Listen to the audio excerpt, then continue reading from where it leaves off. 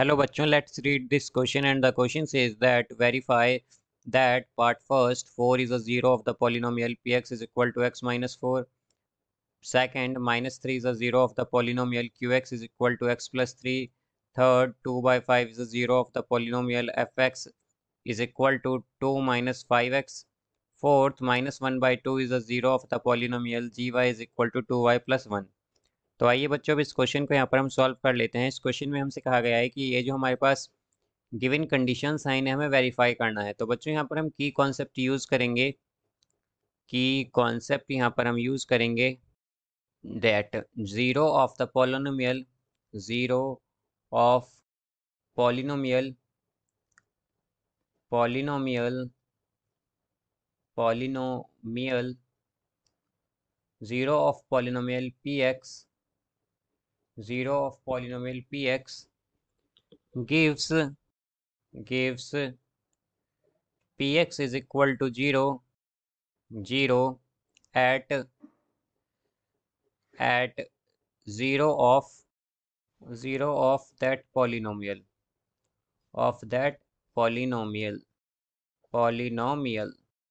तो यहाँ पर बच्चों हमारे पास जो जीरो होता है किसी भी पॉलिनोमियल px का, वो px इज इक्वल टू 0 देता है हमें वो जो हमारे पास जीरो होता है उस पॉलिनोमियल का उस वैल्यू पर।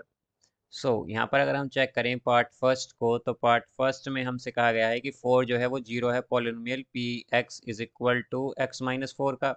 तो बच्चों यहाँ पर जीरो का क्या मतलब है कि एक्स इज इक्वल टू हमें 4 पर चेक करना है कि हमें यहाँ पर वैल्यू जीरो मिलेगी या नहीं। तो यहाँ पर बच्चों अगर हम P4 रखें, एक्स इज इक्वल टू 4 रखें, तो ये क्या होगा हमारे पास 4 माइनस 4, तो ये क्या आया बच्चों जीरो हमारे पास। तो ये यहाँ पर वेरीफाई हो चुका है कि 4 जो है वो जीरो है इस पॉलिनोमियल पी एक्स का। तो हम कह सकते हैं hence 4 is zero of polynomial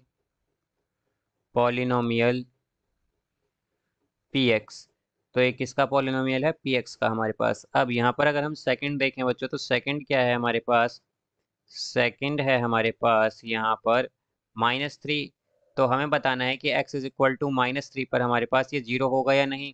तो बच्चों यहाँ पर हम क्या करेंगे, क्यू -3 अगर हम देखें यहाँ पर, तो ये क्या आएगा -3 + 3, तो ये क्या हो गया जीरो। तो हम कह सकते हैं कि hence -3 is zero of the polynomial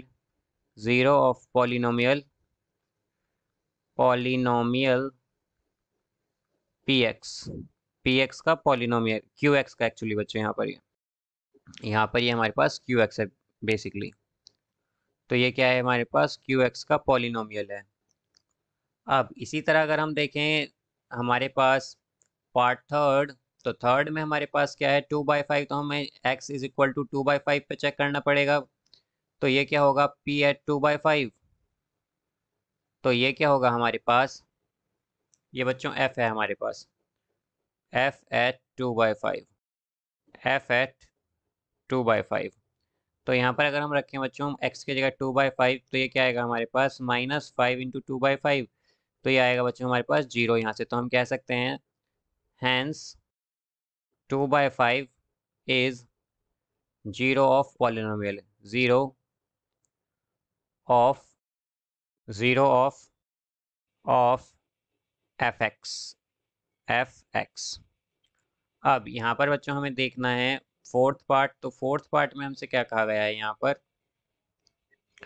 कि हमें बताना है कि -1/2 यहाँ पर पॉलिनोमियल का जीरो है या नहीं। तो बच्चों यहाँ पर हम x इज इक्वल टू -1 लेंगे। अब तो ये होगा हमारे पास g एट -1/2, तो आएगा ये 2 इंटू -1/2 और ये आएगा +1। तो ये हो जाएगा बच्चों हमारे पास ये +1 एक्चुअली यहाँ पर ये है हमारे पास +1 +1 ये है +1, तो ये आएगा बच्चों हमारे पास जीरो। तो हम कह सकते हैं हैंस एक्स एक्चुअली हैंस यहाँ पर ये बच्चों हमारे पास y है, ये y है यहाँ पर हमारे पास। Hence 2/5 actually -1/2 -1/2 is 0 of gy, 0 of gy. So I hope you understood it well. Best of luck. Thank you.